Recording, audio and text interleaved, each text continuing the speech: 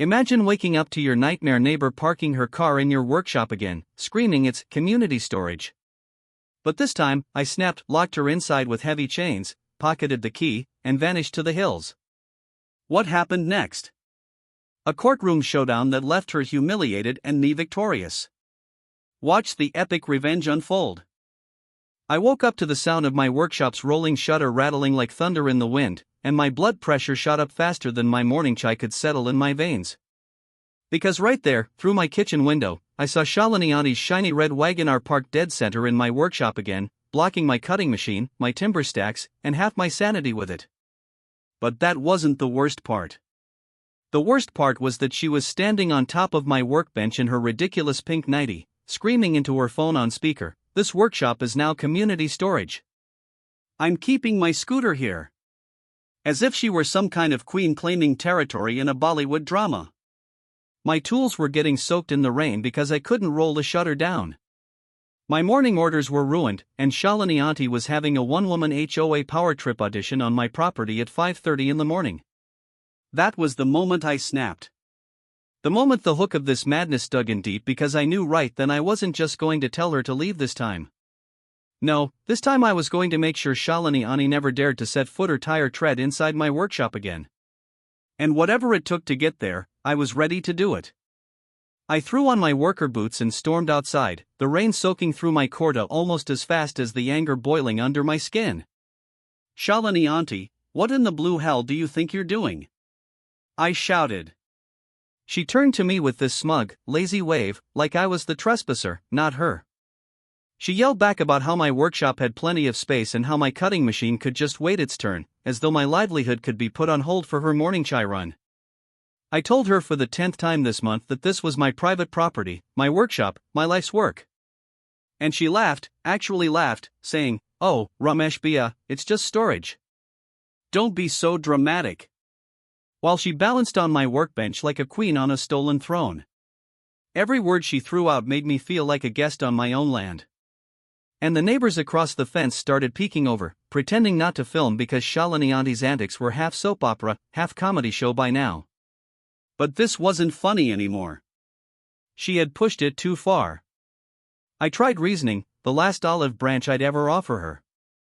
I said, "Auntie, I've told you politely. I've asked you nicely. This is my workshop and you've got your own garage.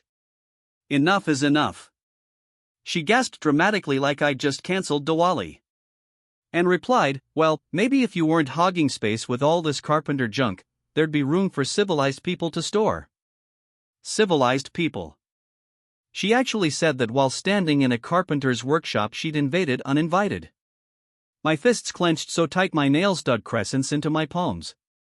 But I forced myself to walk away before I did something I'd regret. That morning set the tone for what would come. Because for the first time, I stopped thinking of Shalini Auntie as an annoying neighbor and started thinking of her as a problem that needed a permanent solution. The day went downhill from there. My timber stacks were warped from the storm because her Wagon-R blocked me from shutting the shutter. My power tools were rusty and cranky, buzzing like they were staging a protest, and my entire morning schedule was thrown off while Shalini Auntie strutted away eventually, leaving behind sawdust tracks and empty chai cups like a calling card. By the time I cleaned up the mess, hours of work were lost, and the resentment in my gut had hardened into a plan forming somewhere dark in the back of my mind. I went inside, poured myself another chai, and called my buddy Vikram, the only man who could keep me from doing something crazy or egg me on to do it better. Vikram listened to me rant for a solid 10 minutes before saying, "Bye, you've been patient enough to qualify for sainthood. At this point, you need to teach that woman a lesson she won't forget. Something that makes her think twice before even driving down your road." I told him I tried reasoning, tried kindness, even tried pleading, and nothing worked. Vikram chuckled and said, "That's because Shalini Auntie ain't the type to listen to reason. She's the type that only learns the hard way." That evening, just as the sun was setting, I saw Shalini Auntie drive by again, slowing her Wagon-R near my workshop like a vulture circling roadkill. I knew she'd be back because people like her don't respect boundaries. They test them until they find the breaking point. As I watched her disappear down the road, I realized something clear as day. I'd been playing defense all this time, trying to stop her from taking what wasn't hers, when what I needed was to make the idea of storing in my workshop so miserable, so unforgettable, that she'd never dream of trying it again. A quiet, cold determination settled over me, a kind I hadn't felt since my younger years haggling with shady contractors who thought they could cheat me out of a job. Later that night, as the rain tapered off and the workshop stood silent again, I walked through it, running my hands along the soaked timber, the sawdust tracks, the dent in my drilling machine where she'd clipped it weeks ago. Every mark was a reminder of how many times she'd trespassed, laughed, and walked away without consequence. My workshop had always been my sanctuary, my own slice of peace in a noisy world, and Shalini Auntie had turned it into a free-for-all storage lot, mocking everything I stood for as a carpenter and a man trying to live quietly on his land. I promised myself right there under the dim workshop light that I'd reclaim my peace. Not just for a day, not just until her next tantrum, but for good. Sleep didn't come easy that night. I tossed and turned, hearing phantom rattles of the shutter, imagining Shalini Auntie's smug face behind the wheel of her wagoner, feeling the helpless anger of being ignored on my own property. By dawn, a plan had started to take shape in my mind. One that made me chuckle darkly to myself, half wondering if Vikram would think I'd finally lost it. It wasn't just about locking her out next time. No, the next time Shalini Auntie parked in my workshop, I wasn't just going to chase her off. I was going to lock that rolling shutter, take the only key, and disappear into the hills for as long as it took for her to realize what trespassing really felt like from the other side of the gate. And when I came back, well, let's just say Shalini Auntie would wish she'd never even heard the word workshop. The morning after the workshop fiasco felt heavier than usual, the sun barely cutting through the clouds as I dragged myself out of bed. My mind replaying every smug word Shalini Auntie had thrown at me the day before.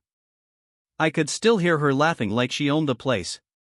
Like my land, my workshop, my hard work meant nothing compared to her need for free storage.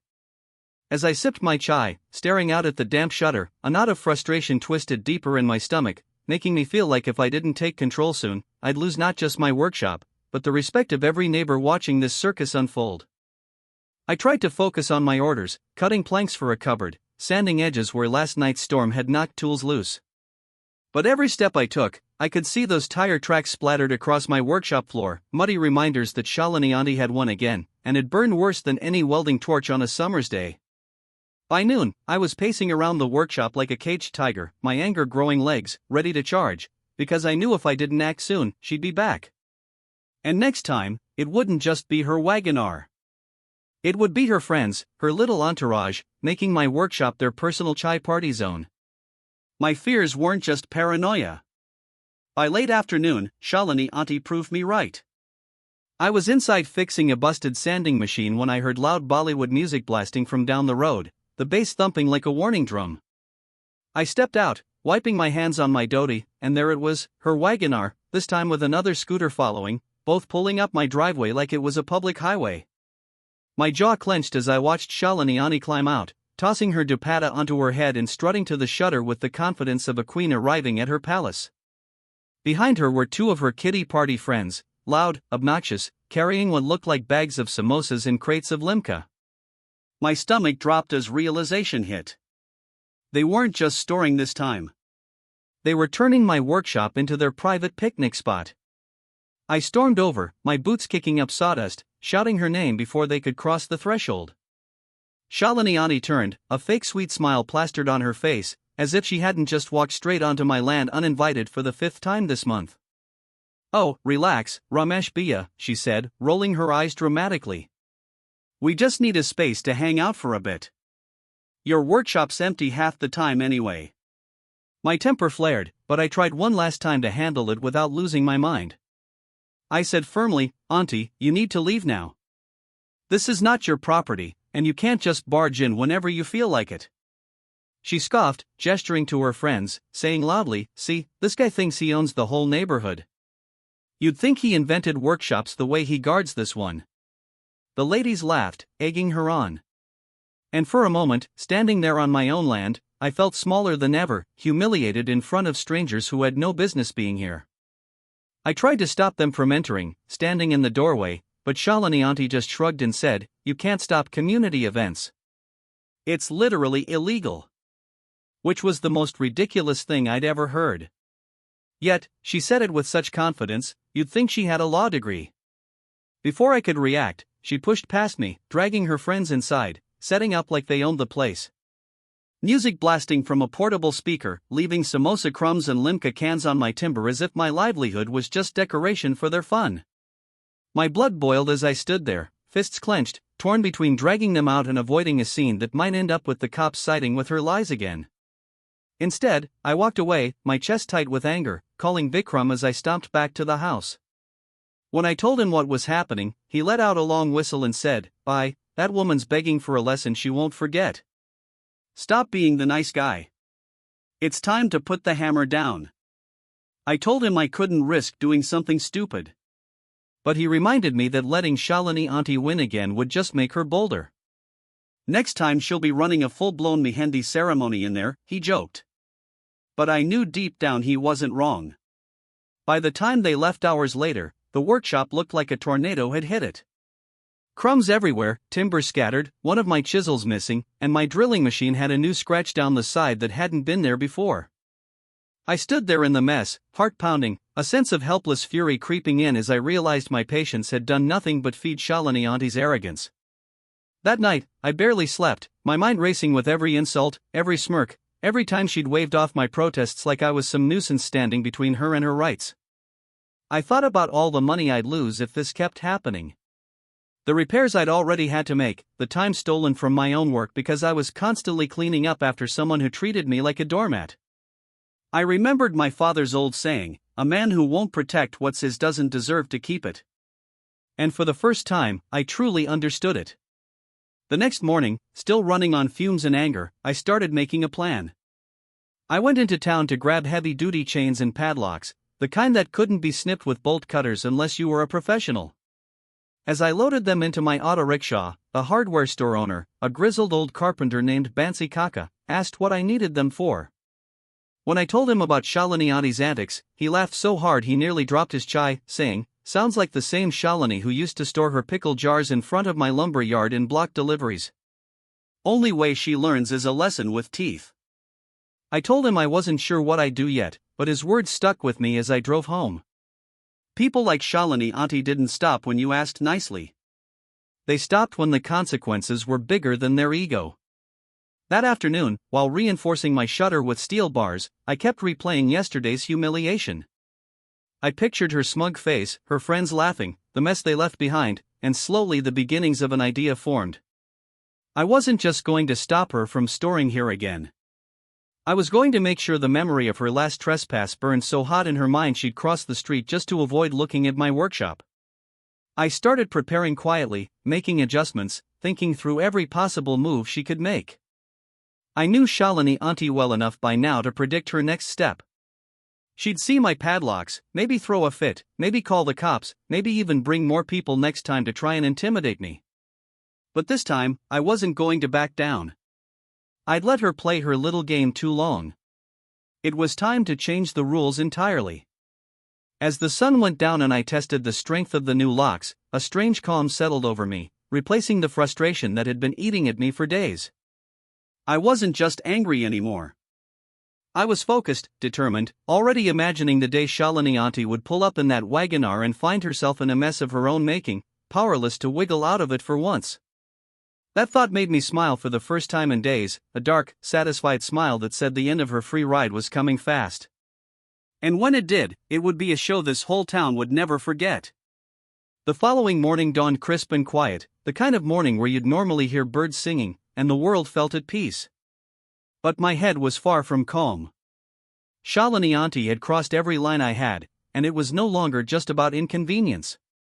It was about respect, dignity, and making sure my land didn't become a free-for-all because one entitled neighbor decided rules didn't apply to her. As I stood in my kitchen, sipping a cup of chai and staring at the workshop from the window, I felt a determination in my chest that hadn't been there before, a fire that told me the time for warnings and pleasantries was long gone.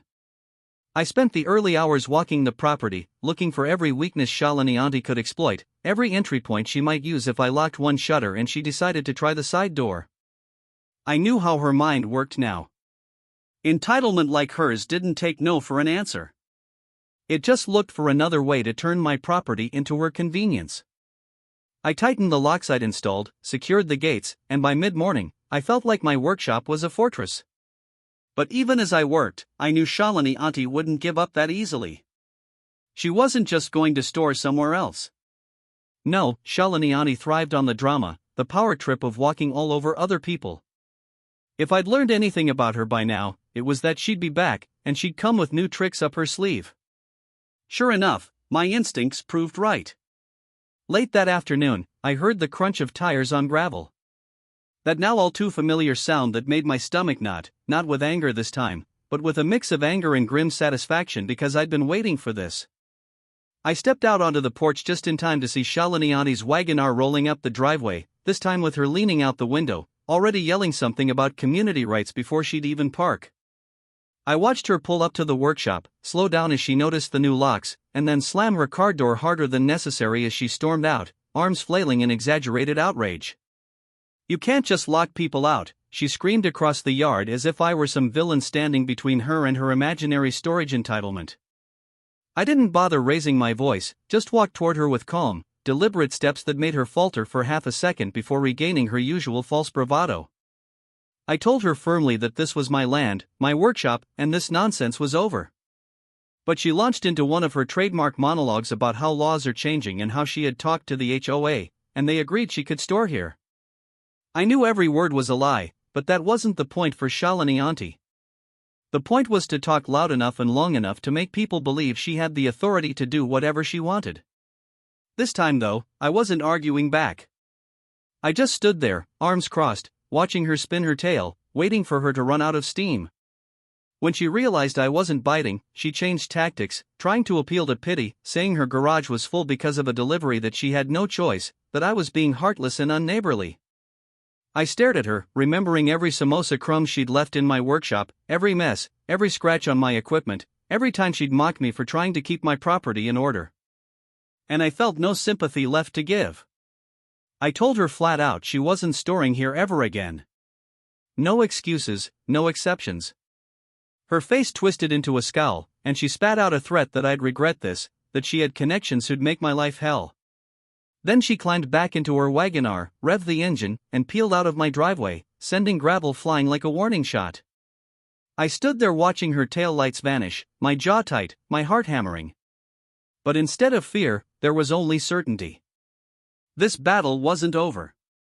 But now I knew exactly how I'd end it. That evening, I drove out to Bansi Kaka's lumber yard, knowing he was the kind of man who'd seen his fair share of entitled neighbors and knew a thing or two about making a point that couldn't be ignored.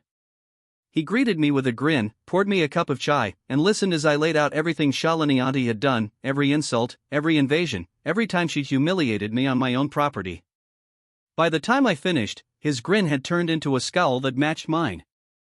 "You're being too nice," he said bluntly. "And nice don't work on folks like her. You got to set a trap that makes her think twice before even turning her wheel up your driveway." I asked him what he meant, and that's when he told me the story of how years ago a neighbor kept sneaking onto his yard to borrow planks without asking. After months of warnings, Bansi Kaka had set up a harmless but unforgettable lesson, chaining the neighbor's borrowed cart to a post and leaving it there for a week until the man came crawling back with apologies.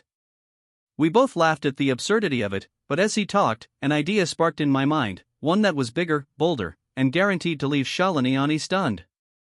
It wasn't enough to block her out. I needed to make her feel what it was like to lose control of her precious Wagonar, the same way she'd made me feel powerless on my own property. On the drive home, my plans started to take shape. The next time Shalini Auntie parked in my workshop, and I knew there would be a next time, I wouldn't confront her or ask her to leave. No, this time I'd let her waltz right in. Let her get comfortable, let her think she'd won again. Then I'd lock that rolling shutter tight, take the only key, and head straight for the hills where no one could reach me for days.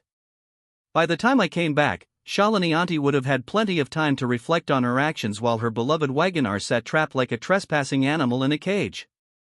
And just for good measure, I thought about how I'd keep her from ever pulling the same stunt again. Maybe a new gate, one she couldn't talk her way through, something permanent that made sure my workshop stayed mine forever. As I pulled into my driveway that night, the workshop stood silent in the moonlight, the new locks gleaming on the shutter. I felt a strange sense of anticipation, a calm before the storm, knowing the next move Shalini Aunty made would set everything into motion.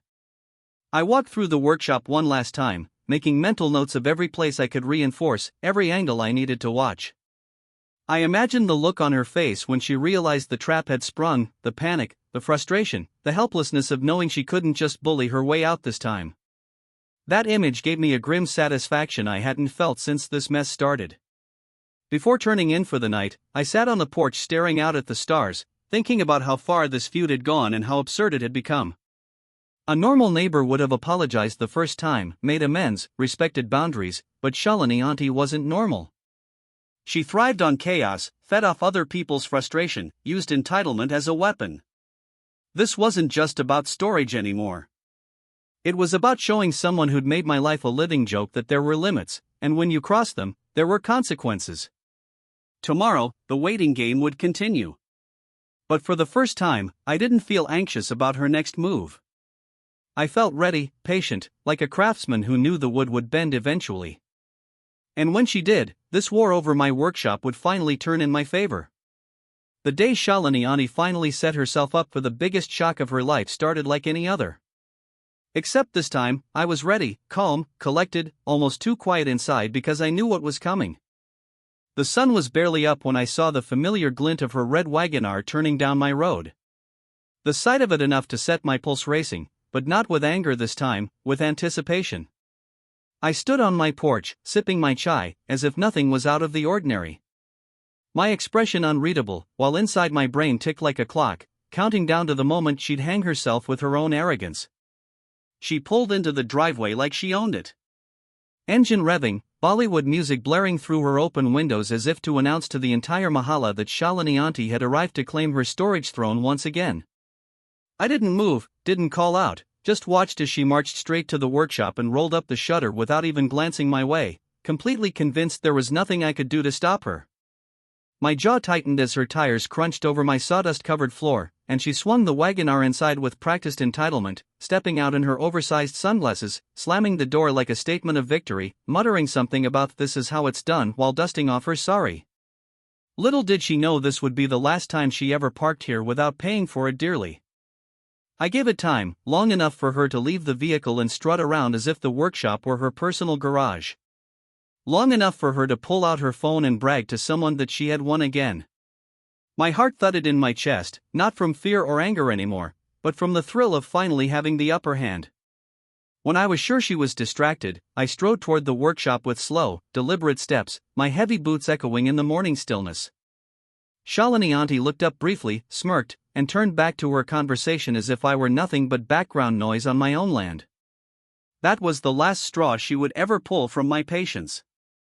Without a word, I rolled the shutter down, the screech of the metal loud enough to make her turn her head sharply. The moment her eyes met mine, I slid the first heavy chain through the latch and snapped the padlock closed with a final metallic clink that echoed like a verdict. She blinked, confused for a second, then scoffed and said, "What are you doing? You can't lock me in here." But her voice had a tremor to it now, a thread of disbelief that made my lips curl in a quiet smile. I didn't bother answering. I walked to the side panel, locked the second chain, and then the third. Each one sealing her Wagoner's fate while she scrambled to the shutter, shouting every fake legal threat she could think of, pounding on the metal like a child throwing a tantrum. When the last lock was in place, I finally spoke, my voice calm, measured, the kind of tone that carries more weight than shouting ever could. I told her that trespassing had consequences, that she'd been warned enough times, that today she was finally going to understand what it felt like to be powerless on someone else's land. She screamed back about calling the police, about suing me for false imprisonment, about having me thrown in jail. But her threats bounced off me like sawdust on steel. I tipped my cap, said nothing more, and walked away, leaving her fuming behind locked doors. I could hear her yelling even as I reached my auto rickshaw, hear her phone ringing as she no doubt tried to drag the constable into her mess. But I already knew how that would go. This was my property. Her car was trespassing, and every officer in town was well aware of Shalini Aunty's antics by now. I climbed into the rickshaw with the single key to those locks in my pocket, turned the engine, and headed straight for the hills with a calm I hadn't felt in weeks. The drive up the winding dirt road felt like freedom itself. every kilometer putting more distance between me and the chaos Shalini auntie had brought to my life. I rolled the windows down, let the crisp hill air wash over me. And for the first time in what felt like forever, I laughed, a deep, satisfied laugh that came from knowing I'd finally taken my power back. I pictured her pacing in the workshop, calling every number she had, trying every excuse and threat she could muster, only to realize none of it worked anymore.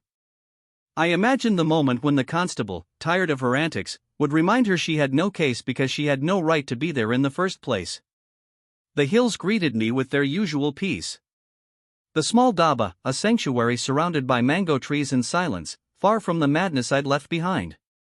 I stepped out of the rickshaw, stretched my arms to the sky, and felt a weight lift from my shoulders as I unlocked the dhaba door, knowing Shalini auntie's reign of storage terror was finally being dismantled, one locked shutter at a time. Back at the workshop, the scene unfolded exactly as I'd pictured. While I was brewing chai and settling in by the dhaba's clay stove, my phone buzzed with messages and missed calls I ignored. Vikram eventually sent me a picture the constable had snapped and forwarded, showing Shalini auntie screaming at the shutter, phone in hand, wild hair whipping in the wind, face redder than kumkum, while neighbors stood at a distance laughing and recording the spectacle. Apparently, she had called every law enforcement number she could find, only for each officer to tell her the same thing: she was trespassing. The owner was within his rights to lock his own property, and the only illegal act committed was her refusal to stay off my land. Reports said she even tried to bribe an auto mechanic to break the locks, but the man laughed in her face, saying he'd lose his license if he touched private property without a court order. Each attempt she made only dug her hole deeper, and I could almost hear the panic creeping into her voice as reality started sinking in. Meanwhile, I spent my day in blissful solitude, whittling wood by the stream, sipping chai, letting the fresh hill air scrub weeks of stress from my mind. Every so often, I thought of Shalini auntie pacing in that workshop, probably talking herself in circles, concocting new stories about how she was the victim, how she'd sue me for everything I had once she got out. But this time, for once, her words had no reach, no power, no way to ruin my day or disrupt my work. By the time the sun set behind the peaks, I sat on the dhaba porch with a cup of chai, smiling to myself at how the tables had turned. This wasn't just payback. It was a taste of her own medicine served cold and hard. And I knew when I returned, this small act of justice would have shaken her entire world. As I prepared to sleep under the clear hill sky, I thought about the next step, the final touch that would make sure Shalini auntie never repeated this stunt. Locking her car inside my workshop was only the beginning. When I came back, I would make the lesson permanent, something that would etch itself into her memory every time she looked at my property. My mind wandered to the idea of gating. Not just any gate, but a boundary so strong, so undeniable that no excuse or made-up law could ever get her past it again. A gate that would seal not just my workshop, but my entire driveway, making sure anyone thinking of storing on my land without permission would think twice. The thought filled me with a kind of satisfaction no words could capture. The feeling of finally building peace with my own two hands. Driving back from the hills, I felt an energy pulsing through me. A mixture of calm satisfaction and burning resolve. Because while locking Shalini auntie's Wagoner inside my workshop was the first real taste of justice I'd had in weeks, it wasn't enough. I wanted this to be the last time anyone, let alone Shalini auntie, ever thought they could step foot on my land without my say-so. The hills had given me the clarity I needed to take my next step, a plan not just to stop her, but to make a statement the whole neighborhood would remember long after her tantrum faded from memory.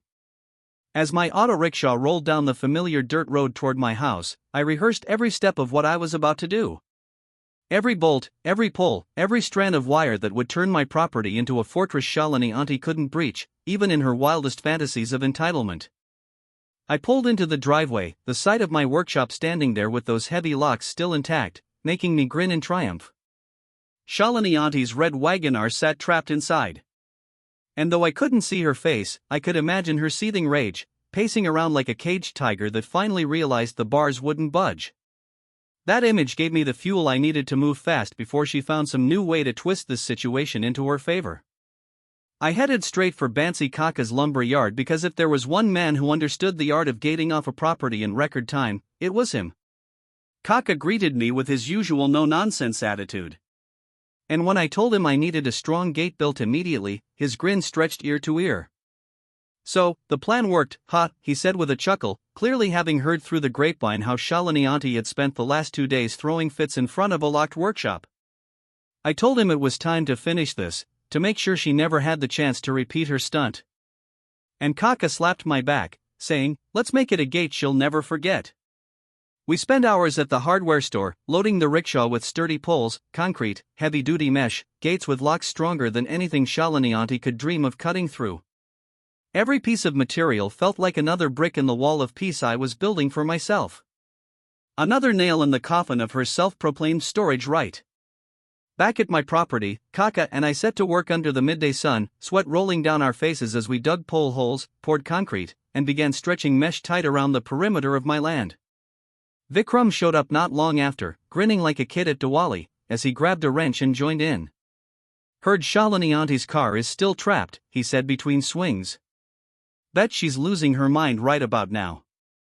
I couldn't help laughing, the sound bubbling up freely for the first time in days, imagining Shalini Auntie pacing, calling every number in her phone, desperate to find someone willing to rescue her car, only to keep hitting brick walls.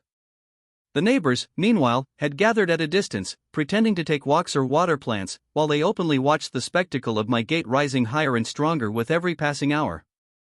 The gossip train was running full steam, and I knew by sunset everyone in town would know what Shalini Auntie had done, and how I was putting an end to it once and for all. By late afternoon, the gate was already taking shape, a gleaming boundary of steel and stubborn willpower encircling not just my workshop but every inch of driveway Shalini Auntie had ever used as her personal storage lot. Each pole we set felt like reclaiming a piece of my dignity. Every mesh pulled taught a reminder that this land was mine and mine alone. Shalini Auntie finally showed up halfway through the build, stomping down the road like a storm cloud in heels, her hair wild, her face twisted with fury. She started shouting before she even reached the temporary barrier we'd set, demanding I unlock her car, threatening lawyers, police, the HOA, anyone she thought might scare me into caving. But this time, I didn't even stop bolting. Vikram looked up at her once and said with a grin, Auntie G, maybe you should go fetch a mirror before yelling about rights on someone else's property, and went back to work. Shalini Auntie shrieked in frustration, pulling out her phone, snapping pictures, yelling about evidence for her lawsuit. But every word sounded hollow now, every threat falling flat because for the first time I wasn't engaging, wasn't arguing. I was building, and the sound of hammers and drills drowned her out like an anthem of victory. As the sun dipped lower, painting the sky in golden orange, we installed the final gate, a towering structure with a lock so solid even the most determined intruder would think twice before touching it. Shalini Auntie stood on the other side of the temporary barrier we'd set, screaming herself hoarse, her once pristine Wagoner still trapped inside my workshop. I walked over slowly, wiping sweat from my brow, meeting her furious glare with calm finality. I told her that this gate was the last warning she'd ever get, that my property was no longer a playground for her games, that any attempt to trespass again would end in court, where her long list of invasions and damages would bury her case before it even started. She opened her mouth to fire back, but before she could, the constable's jeep rolled up, dust billowing behind it. The officer stepped out, tipped his cap to me, and looked at Shalini Auntie with a sigh that spoke of exhaustion. He reminded her yet again that she had no rights here, that I was well within my legal boundaries, and that if she didn't leave immediately, she'd be spending the night in a holding cell for trespassing and harassment. The color drained from Shalini Auntie's face, and for the first time in this whole mess, I saw something close to defeat flicker in her eyes.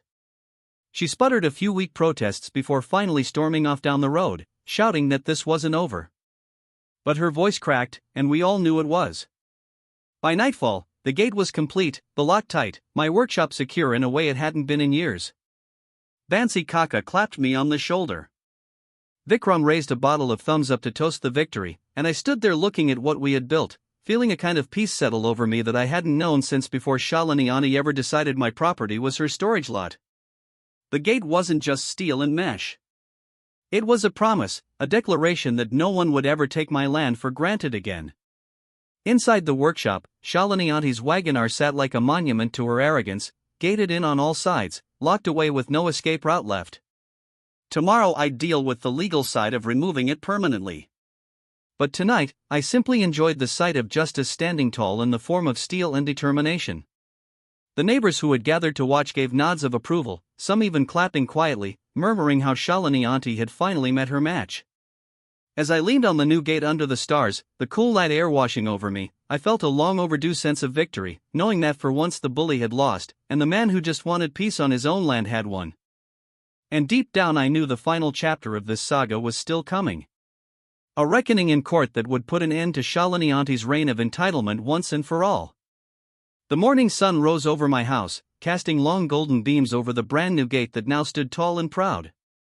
A clear message to anyone who thought my property was theirs to abuse. The workshop shutter was still chained. Shalini Auntie's red Wagoner sitting trapped inside like a wild animal in a cage of its own making. And for the first time in months, I felt like my land truly belonged to me again. But I knew Shalini Auntie wasn't the type to lick her wounds quietly. She had been humiliated, gated out, and locked up in front of the entire neighborhood, and people like her didn't handle losing well. Sure enough, by mid-morning, a certified letter landed in my mailbox full of threats about lawsuits, claims that I had illegally detained her property, and declarations that she'd have my workshop if it was the last thing she did. I read it once, then twice, shaking my head at the absurdity of it all before tossing it onto the kitchen table and calling my lawyer. I had a thick folder ready full of photos, videos, dates, witness statements, and repair bills from every time Shalini Auntie had trespassed, vandalized, and lied about her so-called right. My lawyer didn't even hesitate when I explained what had happened. He simply said, "Let her file. We'll bury her with evidence." For the first time, the thought of facing Shalini Auntie in court didn't scare me. It thrilled me. This wasn't going to be another shouting match in my driveway or a WhatsApp war in the HOA group. This was going to be the moment Shalini Auntie finally faced consequences in a place where her lies couldn't twist the truth anymore. The trial date came faster than I expected, and the morning of the hearing felt surreal. I drove into town wearing my cleanest kurta and cap, Bikram in the passenger seat, grinning like this was the main event of a mela. "You ready to end this circus?" he asked, and I nodded, feeling the weight of weeks of anger and frustration boiling into one last push for justice. Outside the courthouse, a small crowd had gathered. Neighbors curious to see if Shalini Auntie could spin her magic on a judge the way she tried on everyone else. When Shalini Auntie arrived, she made a spectacle of it, stepping out of a rented Innova in oversized sunglasses, striding toward the courthouse like a movie star heading to a premiere, not a defendant trying to justify blatant trespassing. She threw me a smug smile, the same one she'd worn every time she walked into my workshop like she owned it. But this time, I met her gaze with calm confidence because I knew something she didn't. This wasn't my workshop, my driveway, or my gate anymore. This was a court of law, and her facts would finally matter more than her voice. The hearing started with Shalini Auntie's lawyer spinning a story so outrageous that even the judge raised an eyebrow. He claimed my workshop was community property, that Shalini Auntie had been given verbal permission by local authorities to store there, that I had maliciously imprisoned her vehicle out of spite. Each sentence felt more ridiculous than the last, but Shalini Auntie sat there nodding along as if this fantasy were gospel truth. My lawyer stayed quiet until it was our turn, then calmly stood and began laying out the evidence piece by piece. Photos of Shalini Auntie's Wagoner blocking my cutting machine in the rain. Videos of her throwing kiddie parties in my workshop without permission. Receipts for damaged tools and stolen chisels. Copies of complaints I'd filed with the HOA and the police station months before the locks ever went on the shutter. Witness statements from neighbors who'd seen her screaming, littering, and threatening me on my own land. With every new piece of evidence, Shalini Auntie's smug expression cracked a little more, her cheeks flushing as the narrative she'd built for herself crumbled in front of the judge and everyone watching. The turning point came when my lawyer introduced the final piece of evidence, something even I hadn't known about until a neighbor brought it forward last minute. It turned out Shalini Auntie had been charging other people to store in my workshop on weekends, pocketing cash by renting out my property as if it were her own. Photos showed multiple scooters lined up, WhatsApp messages between Shalini Auntie and acquaintances arranging storage spots for a fee, all while I had been the one cleaning up the mess afterward. The courtroom erupted in murmurs, the judge's face darkening as he flipped through the proof, and Shalini Auntie's lawyer stammered, trying to change the subject. But there was no talking out of this one. The truth wasn't just out. It was seared into the record for good. Shalini Auntie had trespassed, lied, profited off my property, and caused me damages beyond what anyone could excuse as a misunderstanding. When the judge finally spoke, his words were as final as the slam of a gavel. He declared Shalini Auntie guilty of repeated trespassing, property damage, and harassment. She was ordered to pay full compensation for every repair bill I'd submitted, fines for illegal activity on my land, and additional damages for months of lost time and stress. To top it off, the judge granted a permanent restraining order forbidding her from coming within 50 feet of my property ever again. Shalini Auntie shot up from her chair, screaming about injustice, threatening appeals, accusing the whole courtroom of conspiring against her, but the bailiff's stern glare silenced her tantrum faster than any of my words ever had. I sat there calm and steady, feeling years younger, as the weight I'd been carrying finally lifted off my shoulders. For once, the system had done what it was supposed to do, and the entitled neighbor who had made my life miserable was finally paying for every single stunt she had pulled. Walking out of that courthouse felt like stepping into a new life. Vikram slapped me on the back. Neighbors clapped my shoulder and muttered, "Congratulations." And even the constable gave me a nod of approval as he passed by, saying, "About time someone put her in her place." Shalini Auntie, on the other hand, stormed past everyone, face red, muttering threats under her breath. But no one believed them anymore. The crowd that had once watched her drama with amusement now saw her for what she truly was, a bully who had finally lost. I drove home in silence, letting the relief sink in. The landscape around me brighter, freer, as if my house itself knew the war was over. Pulling into my driveway, I saw the gate standing tall, my workshop secure, Shalini Auntie's wagoner still locked inside, waiting for the paperwork that would make it mine legally if she didn't pay her fines. It was poetic justice, the image of her once prized vehicle now nothing more than collateral for her arrogance. That evening, as the sun dipped low and painted the sky in fiery reds and golds, I sat on my porch with Vikram and Bansi Kaka, the three of us drinking a well-earned thumbs up while the neighborhood kids played peacefully. We talked about the insanity of it all, laughed at the absurdity of Shalini Auntie's lies, and toasted to the fact that good gates, solid locks, and a bit of patience could finally win against even the most relentless entitlement. Deep down, I knew there was one last chapter to this saga. One final act that would close this book forever. Shalini Auntie's car would either be towed away by her once she paid up or legally auctioned off if she didn't. And either way, it would never darken my workshop again. The days following the courtroom victory felt like a long exhale after holding my breath for months. The kind of calm that settles over a man when he knows the battle is truly over. Shalini Auntie had vanished from sight, her once daily appearances in front of my workshop replaced by a strange, almost eerie silence. But even in her absence, the symbol of her arrogance still sat locked inside my workshop, that red wagoner that had caused me weeks of headaches and sleepless nights. The court had given her 30 days to pay the fines, compensate me for damages, and arrange the removal of her car legally. 30 days came and went, and not a dime appeared in my mailbox. Not a call from her lawyer, not even a message trying to negotiate. It seemed Shalini Auntie's pride was stronger than her common sense, because she'd rather lose everything than admit she was wrong. The paperwork was simple after that. With my lawyer's help and the judge's signature, the wagoner became mine to auction. A piece of property no different from a rusty old chisel. And for the first time, I stood in front of that workshop shutter with the keys in my hand, knowing I'd won not just a fight, but a lesson no one would forget. Word spread fast in a small town. And by the time the auction day arrived, neighbors gathered on my property like it was a fairground event. Folks who had watched Shalini Auntie's antics for months came to see the grand finale, a chance to witness the end of the saga that had entertained and infuriated the whole community. Bansi Kaka showed up early, leaning on his bicycle with a grin, already calling dibs on the wagoner just to spite Shalini Auntie. Vikram brought a cooler of limca and a plastic chair, settling in like he was front row at a tamasha. Even the constable stopped by, not in uniform, but still carrying that look of satisfaction that comes when a nuisance has been handled the right way.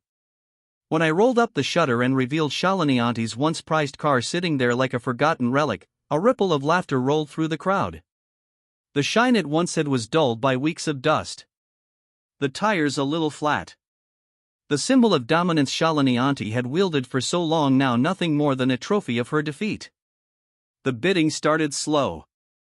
A few jokes tossed around about whether anyone wanted to buy a cursed vehicle. But soon enough, Bansi Kaka raised his hand and threw out a number that made heads turn. He wasn't buying it because he needed another car. He was buying it because this Wagoner had become a legend, a story he could retell around chai stalls and temple gatherings for years to come. Other folks joined in for the fun of it. But in the end, Kaka's bid stood, and when the hammer came down, the Wagoner was his. The crowd cheered, not just because someone bought a car, but because a chapter of madness had finally closed in a way that felt fair and final. Kaka walked up, handed me the money with a grin, and said, "Don't worry. I've got plans for this beauty." We all knew what he meant. And later, true to his word, he had the Wagoner repainted bright yellow with big black letters on the side reading "Private Property, no trespassing," a rolling reminder of the battle that had been fought and won on my land. Life at my house slowly returned to normal after that.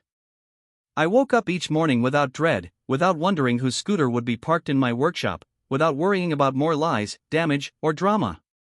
The orders flowed peacefully. The workshop shutter stayed locked only when I wanted it to be, and my days were my own again. The gate stood tall, my line in the sand drawn forever, and not once did Shalini Auntie or anyone else dare challenge it. The HOA group went quiet on her usual rants, and rumor had it she'd been stripped of her self-appointed leadership role after the court case made her a laughingstock. Eventually, she moved out of the neighborhood altogether, unable to face the humiliation of losing not just her free storage, but her reputation and money along with it. Nobody missed her. Nobody mourned her departure.